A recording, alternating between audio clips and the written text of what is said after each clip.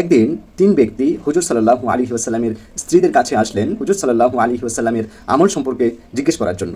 অতঃপর তাদেরকে হুজুর সাল্লাল্লাহু আলাইহি ওয়াসাল্লামের ইবাদত সম্পর্কে অবহিত করা হলো। তারা যেন এটাকে কম মনে করলো এবং বলল, নবী করিম সাল্লাল্লাহু আলাইহি ওয়াসাল্লাম থেকে আমরা কত দূরে, অথচ হুজুর সাল্লাল্লাহু আলাইহি ওয়াসাল্লামের আগে পিছের সকল গুনাহ আল্লাহ রাব্বুল আলামিন মাফ করে দিয়েছেন। অতঃপর তাদের একজন বলল, এখন থেকে আমি সারা রাত্র নফল ইবাদত করে কাটাবো। অন্যজন বলল, আমি এখন থেকে সারা দিন রোজা রাখবো এবং কখনো ইফতার করব না, অর্থাৎ রোজা ভাঙব না।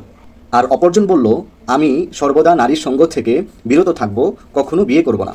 তখন হুজুর সাল্লাল্লাহু আলাইহি ওয়াসাল্লাম তাদের মাঝে উপস্থিত হলেন এবং বললেন, তোমরাই কি সেই লোকেরা যারা এমন এমন বলছিলে? শুনে রাখো, আমি তোমাদের মধ্যে সর্বাধিক আল্লাহ ভীরু এবং সর্বাধিক পরহেজগার। কিন্তু আমি সিয়াম পালন করি, আবার ছেড়েও দেই, নামাজ আদায় করি, নিদ্রায়ও যাই, আমি বিবাহ করেছি। অতএব যে ব্যক্তি আমার সুন্নত থেকে মুখ ফিরিয়ে নেবে সে আমার শরীয়তের অন্তর্ভুক্ত নয়।